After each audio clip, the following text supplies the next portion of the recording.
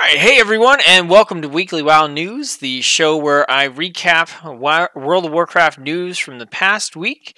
Keep in mind that this isn't a comprehensive news coverage, it's just me cherry picking the things that I think are interesting, worth talking about, and things I have something to say about. So, let's go ahead and kick things off, starting with our general World of Warcraft news.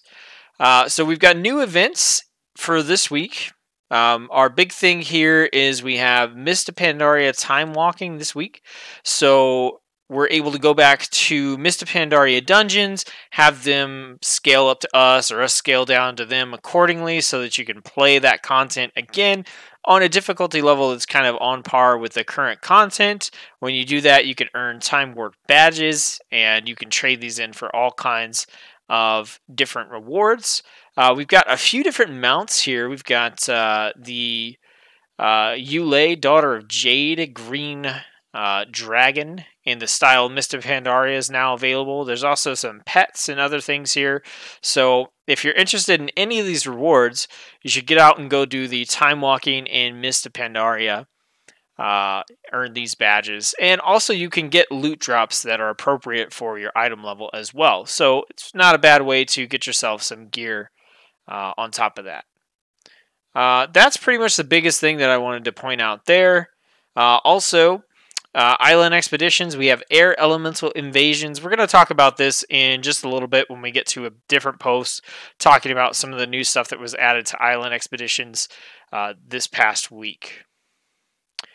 On October 12th, there was an event on the PTR, Play with the Blues, for the Darkshore Warfront. So players who were able to join in on this were able to test out the Darkshore Warfront a little bit. It does seem like, based on the feedback and the commentary I've seen from other WoW YouTubers and people in the forums, that it's very similar to the one we have in Arathi Basin right now, or Arathi Highlands.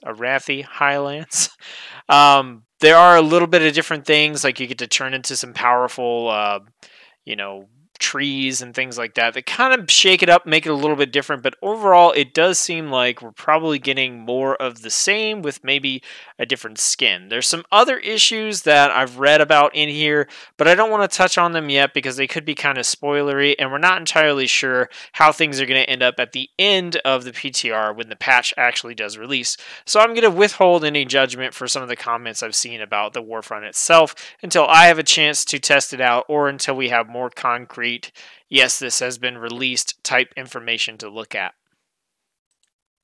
Next up, the Horde Hall of Fame for Uldir will close at the end of this reset. It should already be closed as of this video. What the Hall of Fame is they have implemented a thing where the first 100 Horde guilds and the first 100 Alliance guilds to defeat Mythic Gahun were giving a title. Well, to beat the entirety of Mythic Uldir, we're able to get a title, Famed Slayer of Gahun.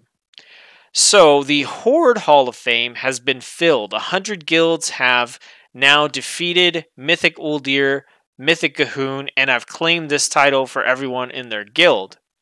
Now, the thing to note here is that essentially what they're doing is the Hall of Fame will close, but everyone who defeats Mythic Uldir before the Hall of Fame closes will still get the title and the recognition. So if for some reason you were guild number 101 and you finished 5 minutes after guild number 100, you still get the title and all that kind of stuff. And I think that's a really good thing to do. I think, if you were that guild that was like 5 minutes behind a different guild, yes, your number is going to be different, and that shows that guild beat you. But I think having that little grace period where you can still earn the rewards even after the 100 guilds have filled up is a pretty good idea. Now, this did bring up a huge issue for many people in the community, because the Horde has filled its 100 spots on this Hall of Fame. And this is all the Horde guilds, like in every region. It counts every region. It's not region specific. 100 Horde guilds have defeated Mythic Gahun and claimed this title. In the time that 100 Horde guilds have done that, 12 Alliance guilds have done the same thing. there are still 88 spaces available in the Alliance Hall of Fame. So this shows a huge disparity between the guilds that are pushing progressive content on the Horde side and the Alliance side. Now, me personally, I'm not heavily invested into this as I don't do much raiding anymore, and I mainly do, LFRs when I do raid just to try out the content and see what it's like. But this clearly shows an imbalance. This isn't entirely Blizzard's fault. I think the Hall of Fame, this is an incentive for guilds to want to switch over to Alliance and possibly claim these titles. But so it's not Blizzard's fault because players have the decision. They make the choice about what faction they go to, and many guilds have been gravitating towards the Horde side by choice. It is Blizzard's fault because, one, guilds that are pushing really high progression always want to eke out the maximum amount of advantage they can get, and some of the Horde racial abilities are some of the better ones for doing PvE content, especially the Troll's Berserking racial ability. Also, it's Blizzard's fault because the cost to transfer an entire guild from one faction to the other is stupidly, absurdly high if you consider the fact that you've got to pay for faction transfers for every single character, not to mention you may be moving servers and things like that. And once you add up all the costs that goes into that, it's ridiculous to try and migrate, a bunch of these guilds back over to the Alliance side when you have the prohibitively expensive cost in place. That's really all I want to say about that. I'm not too invested in the whole Hall of Fame thing, but I do think that, it's not totally Blizzard's fault or the player's fault. It's a nice mix of both, and I think that fixing this problem is going to take a willingness on the part of the players to shift their guilds over to Alliance, as well as a willingness on Blizzard's part to update the racial abilities for the different factions so that they're more evenly matched, and to also lower the barrier for guilds that want to transfer over to the other faction.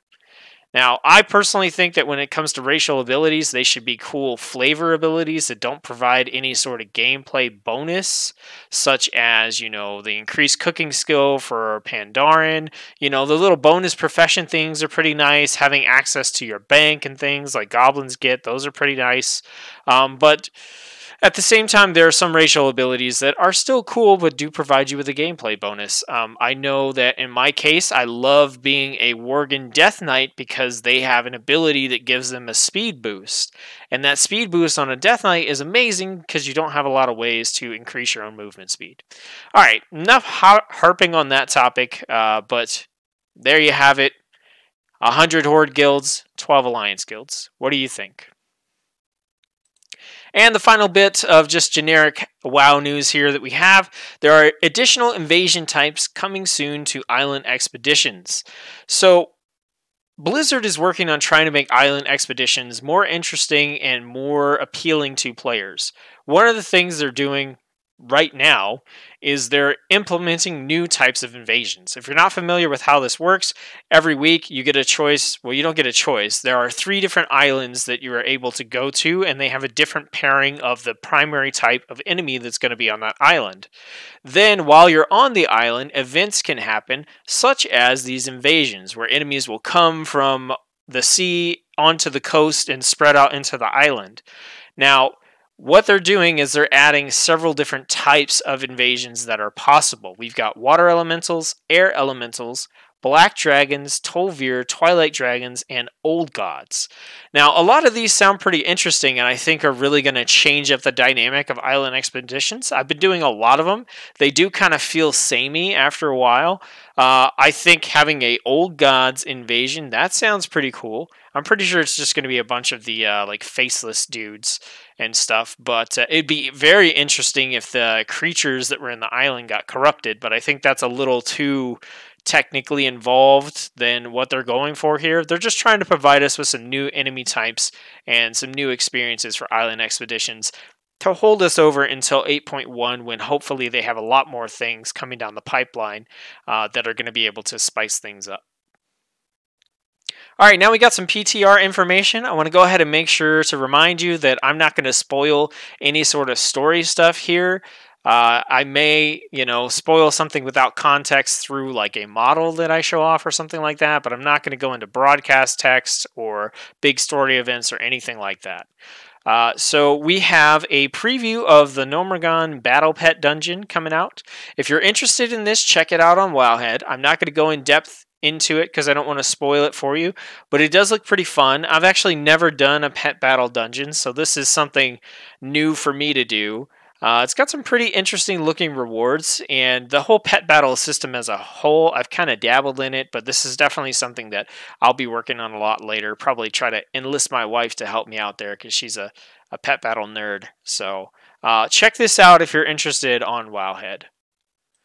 All right, next up we have some more weapon models here. We've got bow, gun, polearm. I just got attacked. Staff and Warfront sword. These are kind of... Okay, so first off, the bow here, I think is kind of silly. Like, I don't even know if I think it looks cool. Like, conceptually, I think it's cool to have, like, a T-Rex head or whatever it is on your bow, but it just looks silly from, like, a use standpoint. I don't know. I don't want to nitpick over a fantasy game bow, but it just looks kind of weird. On the other hand, I'm loving these guns. Well, the pixels there are not pretty, but the small versions, I'm loving these guns. These are pretty sick looking. I would love to have that transmog, but here's the problem. We don't have a class that dual wields guns. Come on, Blizzard. Come on. We need a range tank that dual wields guns and other machinery, like an engineer or something. Hint, hint. All right, next up we've got the Battle for Darkshore Night Elf Cloth Warfront's armor. So this is the cloth armor that's going to be given to the allied side. This is the transmog set. We took a look at the leather plate and mail sets. And just to recap on those real quick, they're kind of not great, I think. And I don't want to sit on this too much, but I just wanted to give you some context for what the other armor sets have, because I think this cloth one is not bad. It's not super exciting or anything, but it's not the worst thing that we've seen come from these Warfront transmogs. So it looks all right. I mean, it looks kind of vanilla, but it's better than one that looks pretty awful, I guess. Next up, we have the Tides of Vengeance, the Battle for Darkshore Warfront preview. You guys can check this out if you want. It's up on Wowhead. I don't want to spoil the story aspects of it, but what I did want to go over is some of the basic gameplay stuff that's going on here. So there's a big introductory quest line. If we're looking at look at the map here, and you could see it's kind of the same thing. You've got control points that you're trying to capture to progress your way into whatever the end goal is, just like we're doing in Arathi Highlands right now. You've got a mine that gets you iron. You've got a wood. You've got like a lumber mill type thing that will get you wood. One of the big notes that's a difference here between this Warfront and the previous one is you will actually passively generate iron and wood, according to the PTR right now, instead of just iron like you do in Arathi Highlands. We've got some of the other stuff here. You can recruit things, you can get your flight points, all that kind of good stuff. You're also able to turn into a tree. You've got your 4 different types of units you can recruit. So you can see this is all very similar to Arathi Highlands. Now you've got glaive throwers instead of the siege engines to take down the enemy fortress and all that kind of good stuff. So if you want to look at this a little bit more in depth, they do have a video up that's a full preview playthrough of the actual Warfront from the Play with the Blues day that happened a few days ago. And then finally, for PTR news, we've got some more Azerite traits to check out. Not all of these are super crazy. Some of them we looked at last week, but I wanted to point out, the ones that look like they're new. So we've got the Death Knight one here, Frostwhelp's Indignation. Pillar of Frost summons a Frostwhelp who breathes on all enemies within 20 yards. blah, blah, blah. Gives you some mastery and stuff. That's cool. You summon a little dragon. It's stuff like this, though. Switch hitter. An ability from your chosen affinity grants an additional bonus for 10 seconds. Star Surge gives you Leech. Ferocious Bite gives you Speed. Frenzied Regeneration gives you Avoidance. Swiftman absorbs damage. Now, I want to start by saying that I'm not saying these are bad, but I am saying these are boring. And these are not the kind of traits that I want to see. And I understand that with everything they're adding, like all these Azerite traits can't be super interesting and super interactive, every single one of them. You can't have every single one. I mean, you could, but Blizzard's not going to have every single one drastically changing your gameplay. But this is the kind of stuff that I look at and I'm like, okay, I'm going to go back to sleep now. As opposed to some of the other stuff we saw last week. Here's another one for Monk. After using Thunder Focus T, your next spell gives 80 of a stat for 10 seconds, and depending on which ability you use, you get a different secondary stat. Boring. Lay on Hands grants the target armor for 1 minute. That's good, it helps them stay alive, but it's not super interesting, and it doesn't really make you make a choice, right? It's just a thing that happens when you do another thing. Like, if you have this, you choose to pick it because you want the armor for Lay on Hands, but once you've chosen to pick that particular Azerite trait, there's nothing you do. There's no interacting with it. You just, when you Lay on Hands, you also add armor. That's the kind of Azerite traits that I'd like them to lean away from as much as possible, and instead try to give us things that are a little bit more interactive and more interesting, that after we choose them, there are gameplay decisions that we need to make after the fact as well. That it doesn't all just come down to the trait we picked, but that within that trait we have things that we can do to manipulate the gameplay and what our character is doing. So yeah, I didn't want to go over every single one of these, but you know, here, Avatar increases your mastery by 235 for 20 seconds. Okay, so anytime I'm going to hit Avatar normally, I just get a bonus. That doesn't make me make a choice. It instantly grants you Ignore Pain. Okay, well, am I really going to change up the way that I'm using Avatar to incorporate the fact that it's going to grant me Ignore Pain as well? Probably not. Like, maybe in some, like, minute niche situations I would want to do that, but overall probably not. I'm probably going to use Avatar in the most effective way that I needed to use Avatar, and this is just going to be a bonus on top of that.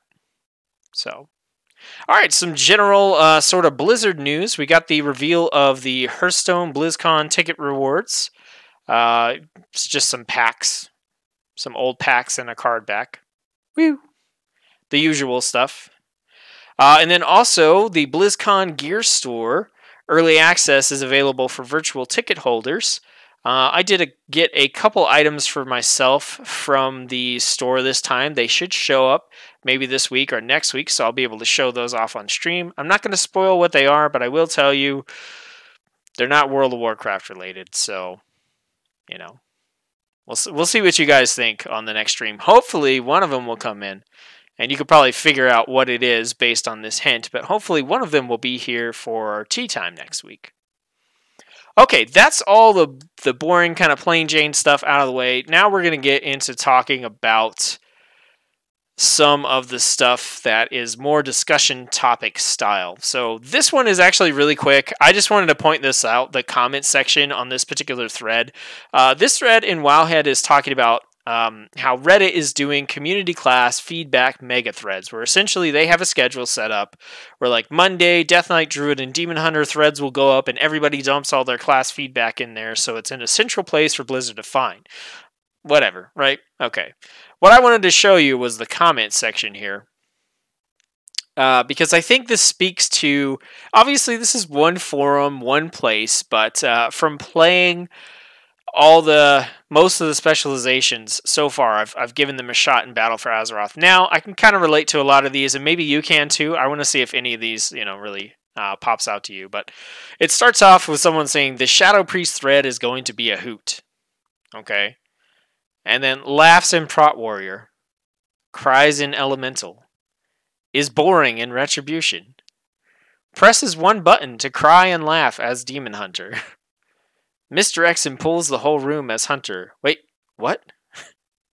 feels bad in demonology, screams in marksmanship, dies of boredom in arcane. Let's see, praise to RNGesus for procs and enhancement, and I can really relate. That one's so true. You know, like I just the sentiment that here becomes nervous in outlaw. Craves for more resources and blood. Yep, I relate to that as well.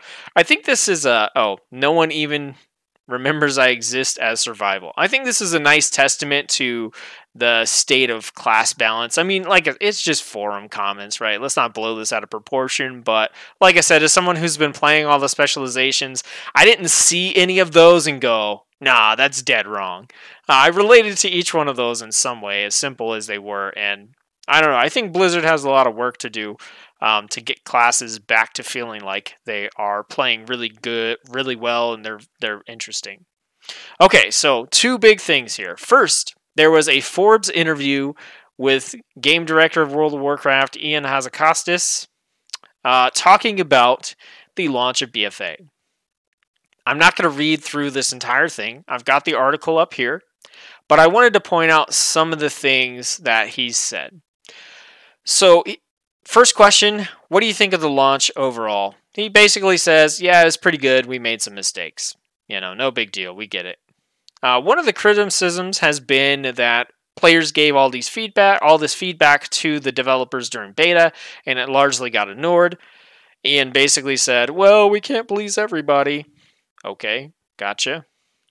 So same thing, why not act before release? I thought this was a fairly good point. Okay, so what he says is they have a group of primary things that they want to get right before they release content. And that's their core systems like the quest content, the zone, the dungeons, the raids, the PvP system, etc., etc. They want to have those ready for sure before they launch an expansion or a piece of content.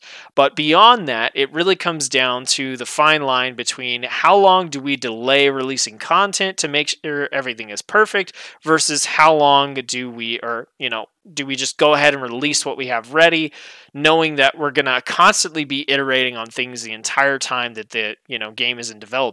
And I think that is especially true for World of Warcraft. I've seen a lot of people say beta for Azeroth and stuff like that.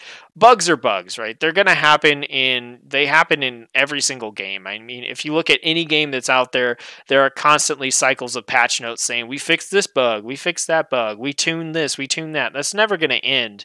And with World of Warcraft, we have these milestones of expansions. An expansion comes out, then the next expansion comes out. But the reality is the entire time between expansion to expansion, the game is constantly being iterated on. There's no point, like if you were to say, why wasn't this fixed before Battle for Azeroth came out? I think you're looking at that from a perspective of, I don't disagree that, in a perfect world, they would have everything ready when the expansion came out, but I think there's kind of a weird expectation that when the expansion comes out, that's the end. Like everything should be perfect so that nothing has to be iterated on between now and the next expansion. And then when that expansion comes out, everything should be perfect. And I definitely understand if you're one of the players who, like your class, like Shaman or Shadow Priest or Prot Warrior or Feral Druid or something like that, where at the start of the expansion you were just in a really bad spot, and maybe you still are in a bad spot, that's not going to feel good. And I'm not trying to downplay that here when talking about this. I'm just saying I get where he's coming from in the sense that, like, they have to pick a line. They have to pick a point. If the goal is to get from A to Z, they've got to pick, like, at what point do we say, okay, let's get this out there, and we'll keep working our way through the alphabet till we get to Z as we can. So I thought that was a fairly good point that he brought up. Doesn't mean you're going to be happy if your class is in that state. I play all the classes, so some classes definitely feel better than other ones. Some specializations feel better than other ones, so I can definitely relate, but I thought that was a pretty good point. Next, he was asked about the global cooldown, and he's been talking about basically what we've heard from him the whole time. The global cooldown thing, it's a design decision. They're looking at classes and stuff. It's all the same thing that we've heard before. Do you feel gameplay has slowed down for most classes? The basic thing that he says here, and I think it's a fairly good point, although I think that there's a point that he kind of misses here. This is what he says. When you get to the end of an expansion, your character is super powerful. And basically what he says is they haven't figured out a way to take you from that point and continue to make you feel like you're progressing in the game without first pulling the power level of your character down. So if by the end of an expansion you're 100, they don't know how to take you from 100 to 150 essentially without first, all they know how to do is take you from 100 and drop you back down to like 60 and then let you build back up to 100 again. And so I get what he's saying here, but I think that it's more of a cop-out answer than anything else, because that's part with a game that's been around as long as World of Warcraft has. At some point, you've just got to man up or whatever, and you've got to figure it out. You've got to figure out how to continue to increase the power level of your players and make them feel like they're doing something meaningful and they're gaining, their characters are growing without constantly resetting them every single expansion. Do I know what the answer is? No. If I did, maybe I'd be a developer at Blizzard, but I don't. I'm just here on YouTube talking about WoW news. But I think that that's kind of a cop-out answer. I get what he's saying. And he does admit that they haven't figured out the formula, but come on, man. It's been like, we're coming up on 15 years here. So figure something out, right? I think they had I think if they would have like continued on with the artifacts and then added Azerite gear and just, there's all kinds of systems that they can add. And I've talked about this before in some of my streams about, horizontal progression over vertical progression. I don't want to get into that here on the news, but, I can't let them get away with that, I guess. So what are their top priorities at this point? The basic thing that he says is the two main areas are the Azerite armor system and the Feel of Island expeditions. So we've talked a lot about what they're doing with the Azerite armor system, and we talked a little bit about the island expeditions. So those are still their main priorities. And then I think there was a good point made by, who was I? I was listening to Soul So Breezy, who's another WoW YouTuber, and he brought up a point that I thought was pretty interesting with the Azerite armor system and just how gear used to be in the earlier expansions, where what he said is essentially that in the older expansions, you would get a piece of gear, and then you would go, maybe weeks without getting another piece of gear that was, an upgrade. And when you did get that piece of gear, it would be an upgrade. So it felt like you were spending a lot of time getting an upgrade to a piece of gear. So you had a level 80, eye level piece of gear, and maybe 2 weeks later you got a level 100. And it was the right piece of gear for you, and it was an upgrade. But you went 2 weeks of getting nothing. And now in BFA, in modern WoW, instead you spend that 2 weeks getting all kinds of crap that you don't ultimately use, but you still get something until after 2 weeks you get that upgrade for your piece of gear. I thought that was an interesting perspective, and as someone who has played, in the past and is playing now, I definitely can see where he's coming from with that. And Ian tries to talk here about the flow of how they're offering Azerite and Azerite traits and things like that. So let's see. Just trying to remember. This was a really long article. One of the things he said here is that it's also not the end of the world to think if you have a 355 pair of shoulders that have that trait that you want, and you see a 370 item that doesn't, well, maybe you'll hold on to the 370 until later, saying maybe that 370 will come in handy when you find a different set, higher level piece of armor. Maybe, in this case, we're talking about shoulders. Maybe you find a headpiece that has that trait instead, and now you can use that 370 with the item level upgrade and get a different trait on it. So he says it's not a bad thing necessarily to have that 355 pair of shoulders, get a 370 and hang on to it. But what is happening now is kind of you get that 370 and you say, I will never, ever, ever use this piece of gear ever. And that's a problem. So they want you to be willing to hang on to the higher item level gear, like for a future scenario when you find the right combination of gear. But if you're getting a higher eye level piece of gear and just going, this is garbage, I'm never going to use it, then that's not what they intend to do. There's some commentary here about, tutorials and how, they feel like they should have done a better job on the Warfront tutorials. Talk about the confusion with the mythic dungeon rewards, island expeditions. They're talking about, he talks about how some of the things that they want to do is they want island expeditions to still be the place to get Azerite, and that should be their primary reward. But what I liked is, let's see, right here. Let's talk about expeditions. I think a lot of players were excited about the concept of something that was at least modestly procedurally generated, something that was a little more roguelike, a little bit more different from day to day. I was really excited about this because I love roguelike style content where you're constantly getting a new combination of things. That's really exciting to me. But instead, expeditions feel pretty grindy, as a way to get a ton of Azerite power and not much else. Absolutely. Since they've done the increase in the rewards to island expeditions, if you've caught any of my streams, you'll know that I've gotten several pets and a few green transmog items from them so far. So it does seem like the reward level has gone up. Now, I've been doing a lot of island expeditions, probably comparatively to any normal player, so it still might feel like nothing is dropping for you if you're just playing on a single character, occasionally doing an island expedition. But it still kind of feels like mainly all you're doing is farming Azerite power and kind of hoping and praying that you're going to get something. But here's what he said.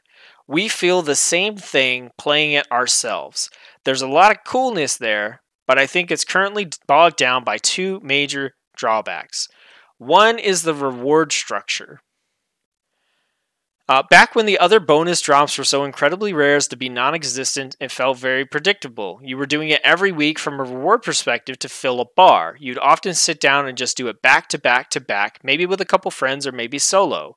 It felt like your rewards for completing the experience was this many pixels in this big bar that I don't even care about getting to the end of, which is not a good way to frame rewards. We can do better. I think the availability of armor for the transmog and quest starters and pets and even a couple of mounts, feeling like you can hope to get those, is a start. So then he goes on to say, let me find this particular one. All right, from the start, we wanted island expeditions to be the best way to get Azerite. It should be the best bang for your buck for getting that Azerite. He talks about adding loot to the pool, but what I like is where he says that this here, that is tied to the Azerite system that I talked about earlier, where if you're looking at your armor and don't feel like there's much value in getting extra levels in the Heart of Azeroth necklace, that's a problem that's going to undermine the reward structure for islands as a whole. That's a lot of what we are currently talking about when it comes to improving rewards, but also looking at the underlying rewards philosophy of the system. So essentially what he's saying here is that you should be excited to get Azerite, because you should be excited to get more levels on your Heart of Azeroth, because you're excited about the things that unlocks for you. However, that's not the case. That's basically what he's saying here, is that currently that's not the case. Players aren't excited about Azerite, and this has been one of my biggest complaints since the beginning of the expansion, is saying that I hate that they act like Azerite is something we're supposed to be excited about, because it's essentially a mandatory system that we have to engage in order to play the game the way it's intended to be played, which I don't consider to be a reward. It's like we have to get XP to level up to get to max level to play the stuff at the end of the game. XP, while a reward for doing a quest, is not an exciting reward. It's not a loot drop or something like that, and I don't like the way they've been presenting Azerite as if, like, you killed a rare, you get 200 Azerite. Like, who cares, right? So I'm hoping that what this means is they're starting to reevaluate the Heart of Azeroth mechanism itself, and they're looking for ways to make it more interesting so that when you do an island expedition and you get a big chunk of azurite, you're actually excited about it. I don't know how they're going to do that. I really, like, to me, this sounds like, yep, this is what I've been saying. They're probably not going to do anything about it. I don't know what they could do about it, and I think that a lot of times what Eon does is he acknowledges the situation without giving a very clear description as to what they're going to do or an indicator, and a lot of it comes down to, well, just hang in there, guys, and we'll figure it out. And sometimes that's okay, but in this case, I just don't see how they're going to figure it out. They talk about, adding more random events and things like that to the island expeditions, which we already heard about. And then they ask him, what do you think, what are you most proud about as far as the expansion launch goes? And he basically says the overall world building, the pyramids of Zuldazar, the creepy forest of Drusvar, and all the rest. I agree. I think that the zone design in this expansion is incredibly good. He also talks about war mode. I literally haven't played war mode at all, so I can't comment on that. There's a great crop of dungeons. I do like the dungeons. I do think there's a lot of variety, especially within the actual set piece design of those dungeons is pretty interesting as well. So that was a Forbes interview. You can check this out. The link to it is in the Wowhead article, Forbes interview with Ian Hazakostas on the postmortem of BFA's launch, if you want to check that out there. The final thing to talk about on this particular newscast is the Q&A that we had on the 11th with Ian and Lore. If you remember from our last couple of news posts, Lore is the guy who was addressing the community on their big issues with the Azurite armor system and some of the other problems with the game, and there was some kind of personal backlashy type stuff going on that I didn't want to get into, and I still don't. But we're going to take a look at a few of the things that they touched on in the Q&A as well. Can Azurite armor in 8.1 have the same trait in True 2 Rings? The answer is no. You will never get a repeat trait within a single piece of Azurite gear.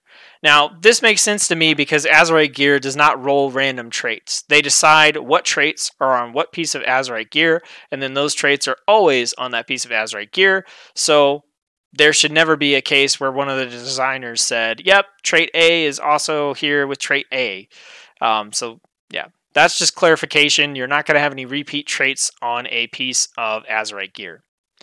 Would you change the Azurite system to have traits be saved per spec rather than per item? So essentially what they're saying here is they're asking if you can have a single piece of armor, and when I am a protection warrior, the traits that I pick are there, and if I switch to Fury, I can pick different traits on the same set, and then if I switch to Arms, I can pick different traits on the same set, and then anytime I swap specs, then the traits will swap with the spec as well. And basically what they said in response to this was, no, that's not a thing that they want to do. It was something that was done with set gear. That was an exception to the rule, and they don't want to do that with the current Azurite system. Based on the information that they gave, the stuff that they laid out in the Q&A, I would have to say that I agree with this because it's not a quality of life thing.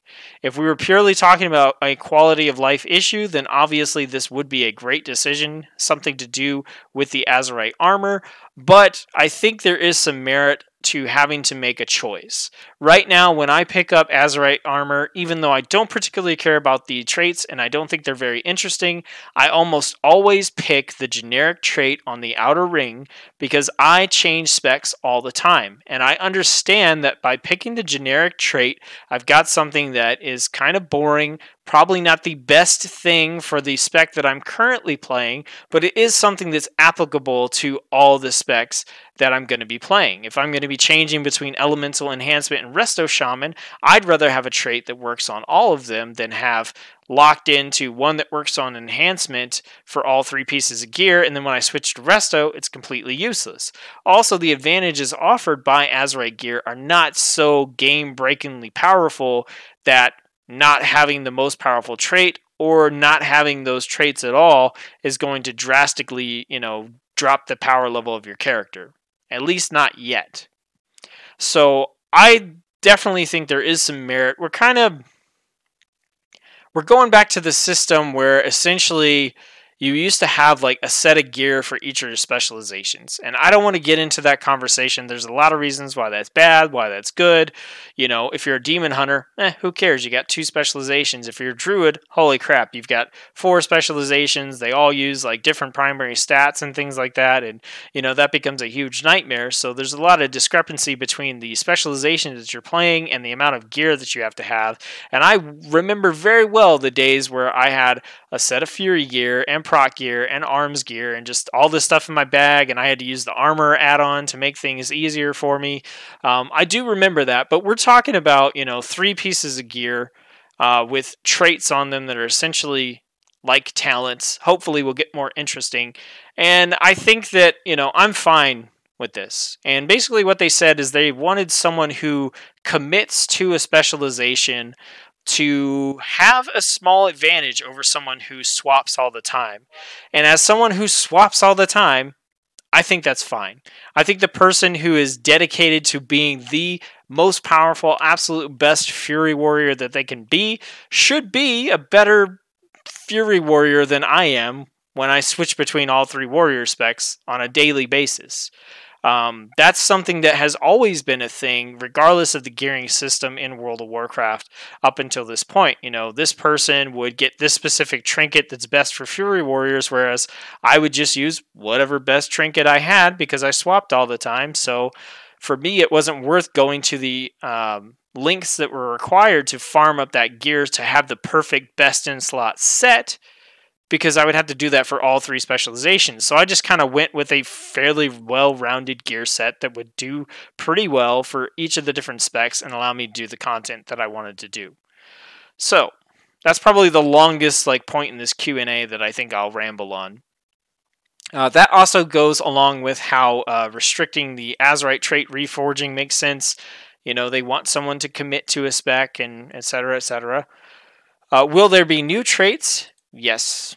Are there plans on changing the way to acquire Azerite gear from Mythics? Essentially what they said here, and I think this is important, is that the other ways to get Azerite armor are gated, essentially. They're time gated. And I mentioned this before, but, you know, like the raid, you have a chance to get Azerite armor from the raid, but you only do the raid 1 time a week, and then you have to wait till the next week. So if you didn't get it this time, you didn't get it. You do have the roll system, the bonus roll, which can kind of help you have a better chance of getting something, but that's gated. If they change it so that you can farm mythics in order to get Azerite armor, that's what people are going to do. People are just going to run the same dungeon over and over and over and over again, and it's going to they're trying to maintain the balance between their different in-game gameplay systems and ensure that there's a reason to play all of them, and none of them are really necessarily the best possible place to do this one particular thing.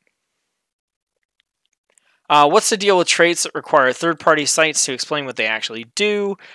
He talks about, you know, how one of them says, empowers yourself and up to 4 allies with the spirit of the horde. The concept of this trait sounds pretty cool. Essentially what it does is it would randomly drop a banner, but the banner was based on your race, and depending on what your race was, the banner would give you a different effect. So if you look at how much would have to go into a single tooltip to explain all that and go over all the different effects that come from the different banners, I could see why they simplified it.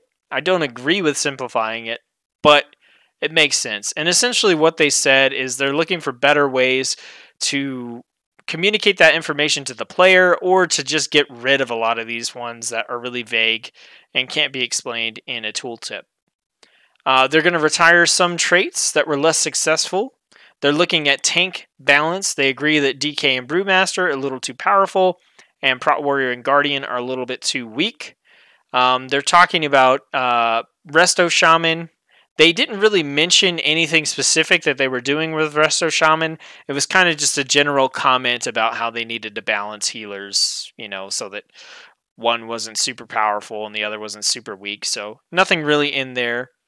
They talked a little bit about the PvP meta and how they're trying to bring stuff in line to allow different strategies. The Warfronts are supposed to run in parallel, but it's not set. So this I thought was a very important point. So let's say that week 1, Horde was doing Arathi Highlands. Like they were contributing to Arathi Highlands. This is saying that these Warfronts will run in parallel. So you could take that to mean that at the same time the Alliance was contributing towards the Darkshore Warfront. That's not actually the case. Basically what they mean is they're going to offset the Warfronts so that they're not directly on top of each other, and that they're still going to fill up their bars individually at different rates depending on how contributions are going. So it may be the case that if nobody contributed to Arathi Highlands and people just contributed to Darkshore, then Darkshore could just cycle over and over again. But hopefully what's going to happen is the different factions are going to want to do different things on the different warfronts, and that's going to cause them to kind of fill up their bars at roughly the same time and then have time to do the warfronts and then loop back around. So it's not set in stone by Blizzard, like on week 3 you will be doing this warfront and then on week 1 you'll be doing this warfront. It's just going to be put into play that way, offset from one another, so that hopefully that's how it works out. I imagine if that's not the way that it works out, then they'll probably do something to tweak that.